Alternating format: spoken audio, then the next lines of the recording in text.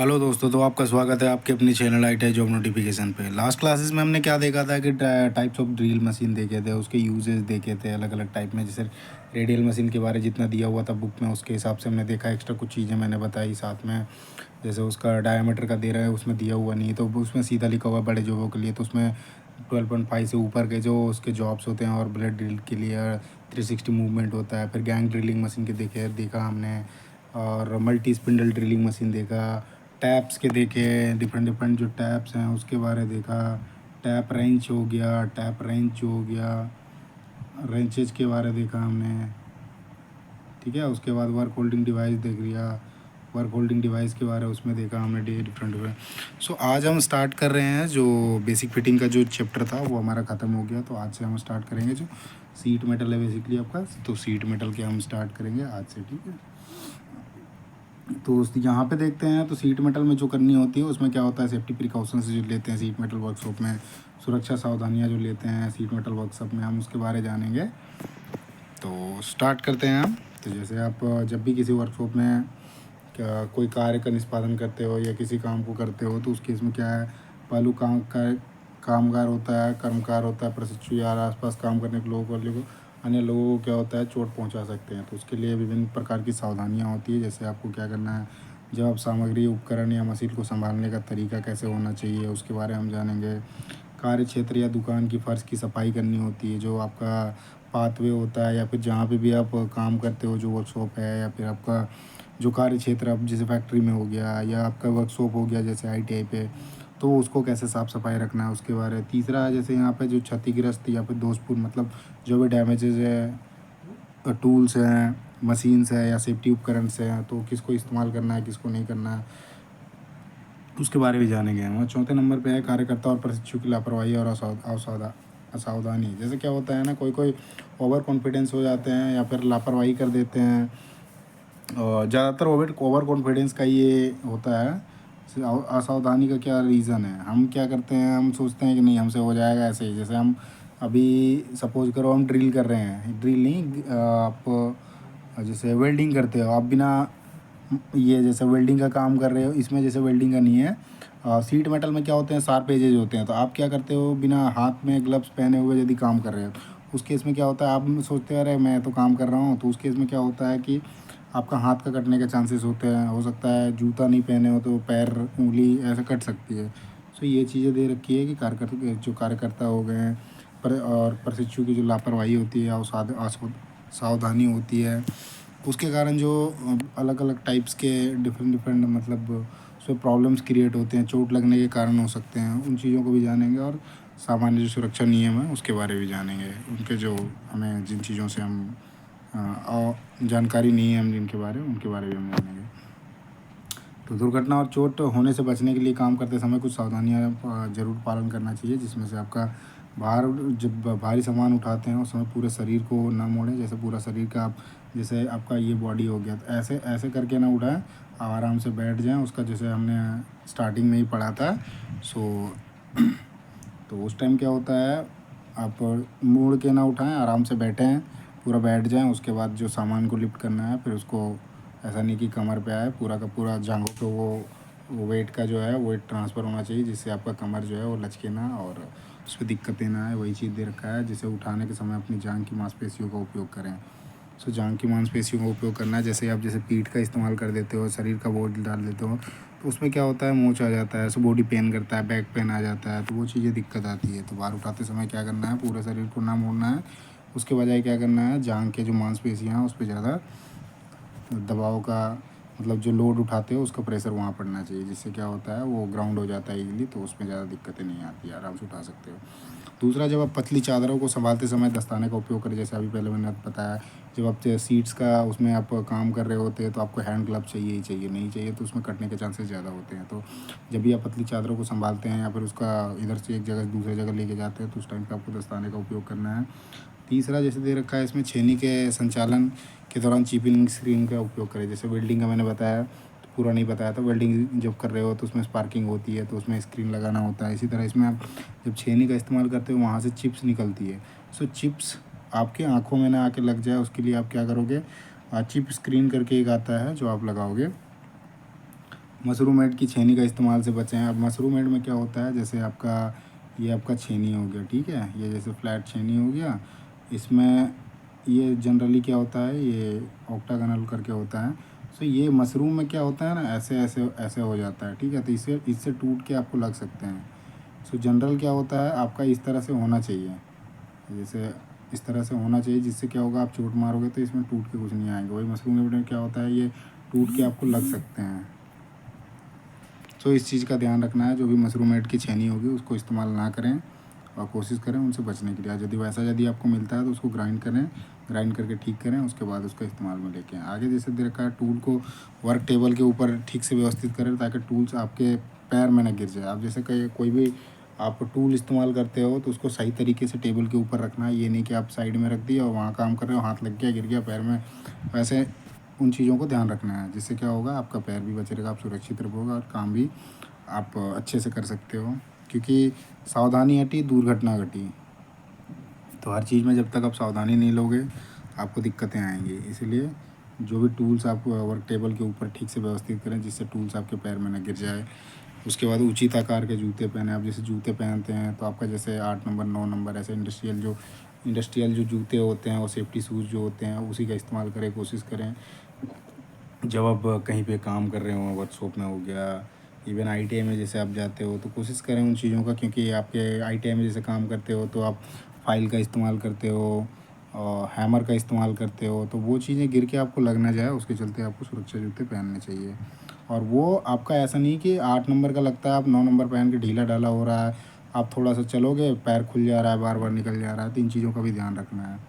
आगे है छेनी या हैक्सो को काटने के बाद।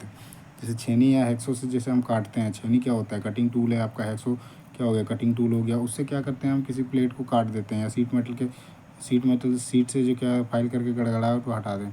अब जैसे कोई भी आपका छेनी से या हैक्सो से आप जब काट लेते हो किसी प्लेट को, उसके बाद क्या होता है, वो प्लेन सरफेस नहीं होता है, तो उसमें क्या करना है, उसमें प्लेट सीट से क्या करके फाइलिंग करके जो उसके एक बुरादे से रहते हैं और जो एक्स्ट्रा चिप्स नहीं है उसमें निकले हुए तो होते हैं, उनको हटा दें, जिससे क्या होगा, आप चोट लगने के चांसेस कम हो जाएंगे या ख़त्म हो सकते हैं। टूटे या क्षतिग्रस्त हैंडल वाले हम जो हैमर्स होते हैं उसका उपयोग ना करें। सो जो आपका हथौड़ा है, हथौड़ा का जो हैंडल आप यदि टूटा पड़ा है तो उसका इस्तेमाल ना करें। कोशिश करें यदि वैसा है तो आप उसको पहले सही हैंडल लगाएं, उसके बाद उसको उपयोग में लेके आएँ।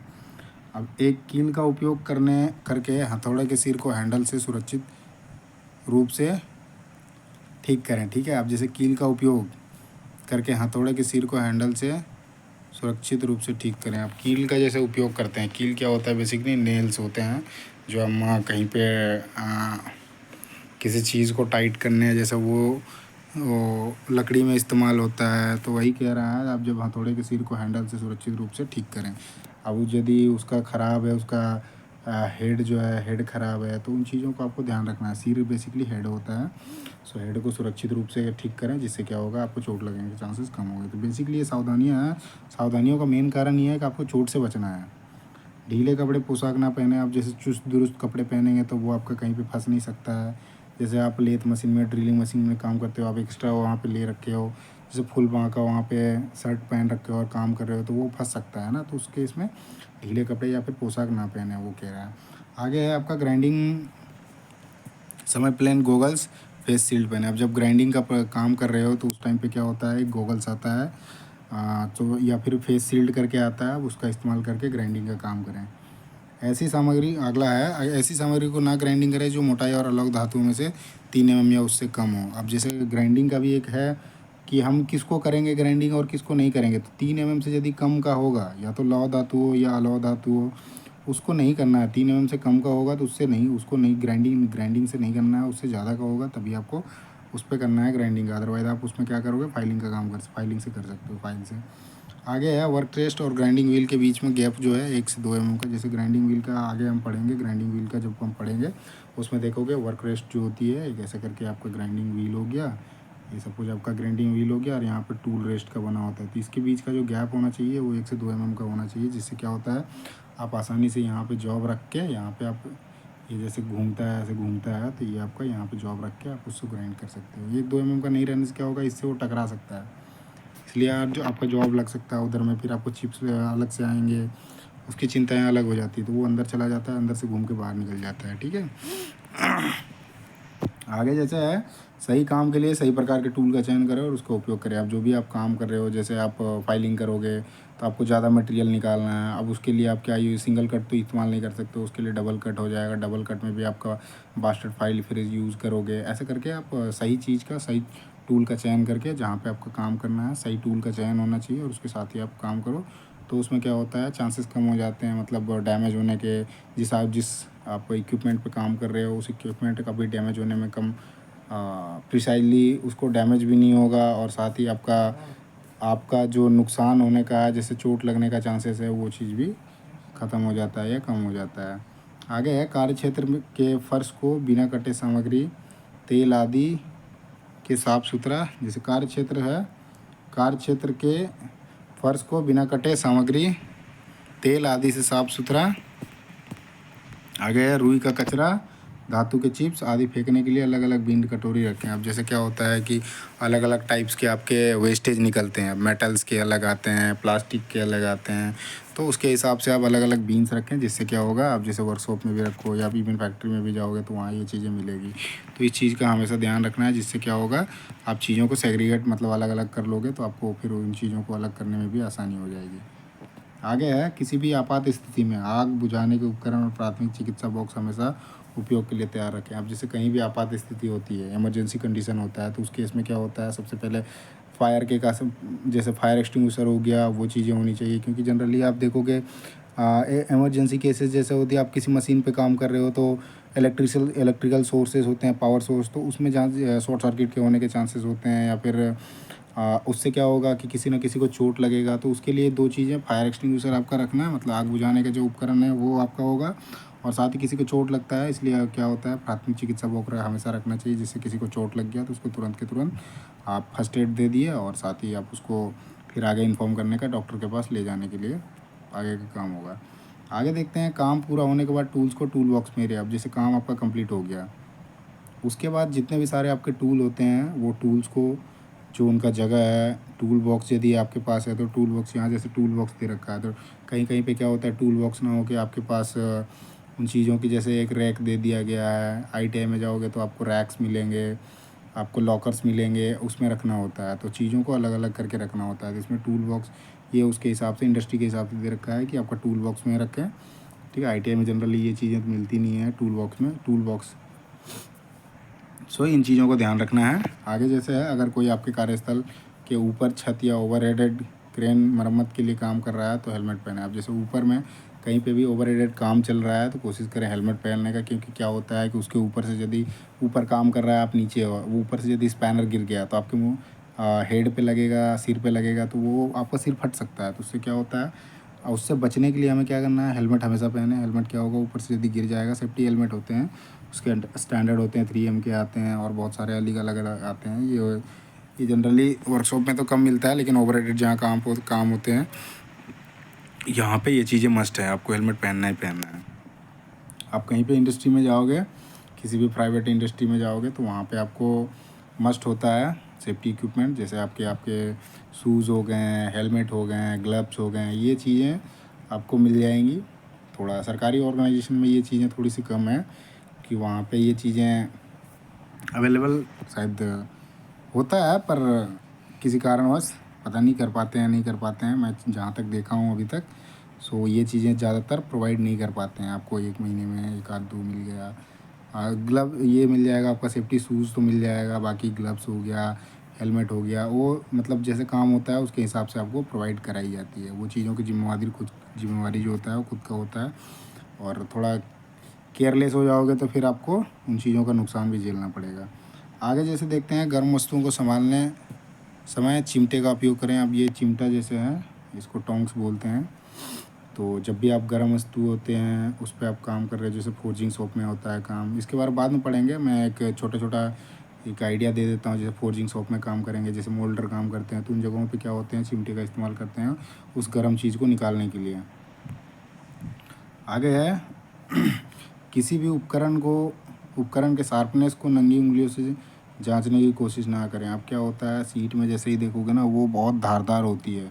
उनको कभी भी ऐसा ना हो गया कि खुले मतलब बिना आप ग्लव्स पहने हुए उसको उंगलियों से कोशिश जांचने की कोशिश कर रहे हैं, उसमें क्या होता है आपका उंगली कट सकता है। इसलिए उसको जहाँ पे शार्प होता है बेसिकली तीखा, जो आपका थोड़ा तीखा मतलब आपका धारदार धारदार शार्पनेस को आप यदि उंगलियों उंगलियों का खुले उंगली से आप चेक करोगे या फिर नंगी उंगली से चेक करोगे तो कोशिश ज़्यादातर चांसेस होते हैं कि आपकी उंगली कट सकते हैं। जैसे ब्लेड हो गया, उस तरह से आपके बहुत सारे ऐसे मिलते हैं। प्लेज आपका जब सीट मेटल के काम में देखोगे तो उसमें बहुत सारे ऐसे शार्पनेस मिलेंगे। तो उन चीज़ों को कोशिश करें आपका ग्लव्स लगा के चेक करने का, ऐसा नहीं कि खुला में चेक करना है। सो ये नंगी उंगलियों में जांचने की कोशिश ना करें। अगला है, काम पूरा होने के बाद मशीन से बाहर निकलते समय मशीन का मेन स्विच ऑफ कर दें। आप जब भी काम कंप्लीट हो जाता है उसके बाद जिस मशीन पे आप काम कर रहे होते हो तो उसको कोशिश करो कि कोशिश नहीं, वो मस्ट है, आपको बंद करना ही करना है। मेन स्विच जो उसका होता है बंद कर दें, जिससे आप वो कोई दूसरा आके ऑपरेट ना करें। या मतलब पावर ऑफ ऑन हो गया तो फिर उसके बाद सायरन बजता है, वो चीज़ें ना हो। आगे है, किसी भी विद्युत दोष को स्वयं सुधारने का प्रयास ना करें। अब जैसे किसी भी प्रकार का जो इलेक्ट्रिकल फॉल्ट आता है तो उसको कोशिश ना करें खुद से सुधारने का। उसके लिए क्या है, बिजली की मरम्मत का कोई काम करने के लिए किसी इलेक्ट्रिशियन को बुलाएं। उसमें क्या होते हैं, आपको इलेक्ट्रिशियन मिलेंगे। किसी भी इंडस्ट्री में जाओगे आपको इंडस्ट्री में क्या मिलेंगे, आपको इलेक्ट्रिशियन मिलेंगे। तो आपको किसी भी प्रकार का फॉल्ट आता है तो पहले इलेक्ट्रिशियन को बुलाना है।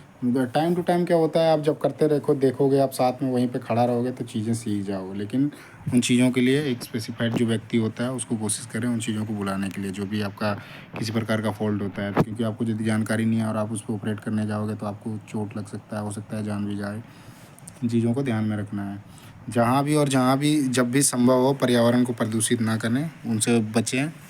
अब जैसे क्या होता है कि हम आज के टाइम पे देखो, जैसे ग्लोबल वार्मिंग, इस तरह की बहुत सारी हैं चीज़ें जो आज घटित हो रही है, जिससे वायु प्रदूषण, जल प्रदूषण, बहुत प्रकार के प्रदूषण हो रहे हैं। तो इसीलिए क्या है, पर्यावरण के अंदर बहुत सारे आ जाते हैं। जैसे ग्लोबल वार्मिंग में देखोगे आपका जल प्रदूषण आ जाएगा, भूमि प्रदूषण आ जाएगा, उसके बाद आपका एयर पोल्यूशन आ जाएगा। तो कोशिश करें जहाँ भी संभव हो आप पर्यावरण को प्रदूषण ना करें, कोशिश करें उससे बचने के लिए। यदि कोई अन्य व्यक्ति बिजली आगे देखते हैं, यदि कोई अन्य व्यक्ति बिजली के झटके से प्रभावित होता है तो तुरंत मेन को बंद कर दें। मेन स्विच को बेसिकली बंद कर दें। लकड़ी की छड़ी या अन्य किसी इंसुलेटेड सामग्री का उपयोग करके व्यक्ति को बिजली के संपर्क से हटाएं। यदि किसी व्यक्ति को आपने देखा कि आपके सामने उसको बिजली का शॉक लग गया या झटका लग गया है तो कोशिश करें कि जो जहाँ से उसका पावर सोर्स है, पावर सोर्स बंद कर दें। और लकड़ी का आप लट्ठा लेके या फिर जो इंसुलेटेड कोई सामग्री होगी आपके पास, जो जिससे आपको मतलब पावर सोर्स वो कंडक्टर ना हो, उन चीज़ का इस्तेमाल करके वहाँ से आप यदि जिस चीज़ से वो लगा हुआ है, जैसे वायर से लगा रहेगा, लटका रहेगा, तो उस वायर को लकड़ी की सहायता से या फिर आप किसी इंसुलेटेड जो आपके पास होगा इंसुलेटेड सामग्री होगी उसका उपयोग करके बिजली के संपर्क से उसको अलग करें। आगे है, वाइस पर हमेशा सुविधाजनक ऊंचाई पर काम को ठीक से करें। जैसे क्या होता है, आप जैसे बेंच फिटर का क्या होता है, बेंच के ऊपर काम करते हैं तो उसकी हाइट जो होती है 106 सेंटीमीटर होती है। जो स्टैंडर्ड साइज़ होता है 106 सेंटीमीटर का हाइट होता है। जैसे आप यहाँ पे ये फर्श हो गया, आपका यहाँ पे बेंच वाइस लगा है, तो यहाँ पे इसकी और इसकी बीच जो हाइट होगी ना 106 सेंटीमीटर होती है। उतना होना चाहिए जो आपका कमर से ऊपर आएगा और बिल्कुल कोहनी से थोड़ा सा नीचे आएगा, जिससे आप आसानी से करके कर सकते हो। सो यही चीज़ ले रखा है, सुविधाजनक ऊंचाई पर होना चाहिए वाइस, हमेशा सुविधाजनक ऊंचाई पर काम को ठीक से रहे वाइस पे जब आप काम कर रहे होते हैं। तो आगे है, नट या बोल्ट को कसने या ढीला करते समय पर्याप्त लीवरेज का उपयोग करें। अब जैसे किसी नट को या बोल्ट को आप लगाते हैं या फिर खोलते हैं तो लीवरेज बेसिकली आप उसमें जो फोर्स लगाते हो लीवरेज होता है। जैसे एक ये डंडा हो गया, सो ये डंडा और यहाँ पे आपका नट या बोल्ट हो गया, ठीक है। इसको मैं क्या करता हूँ, थोड़ा हेक्सागोनल बना देता हूँ जिससे आपको थोड़ा सा आइडिया लग जाएगा। ये जैसे यहाँ पे आप स्पैनर लगा दिए हैं, जैसे ये आपका स्पैनर लग गया।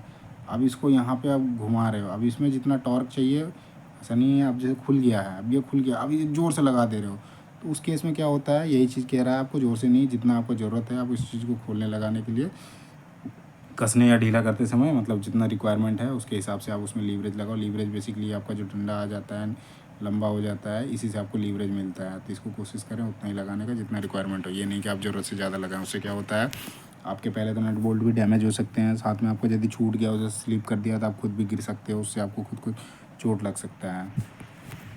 तो ये सारे थे जो सामान्य प्रकार के जो भी प्रशिक्षु होते हैं, सुरक्षा सावधानियाँ थी। ये चीज़ें जो वर्कशॉप में या फिर किसी इंडस्ट्री में जाते हो तो ये चीज़ें हमेशा ध्यान में रखना है। आगे है जनरल वर्कशॉप का जो रूल है, वर्कशॉप रूल के बारे देखेंगे, है ना।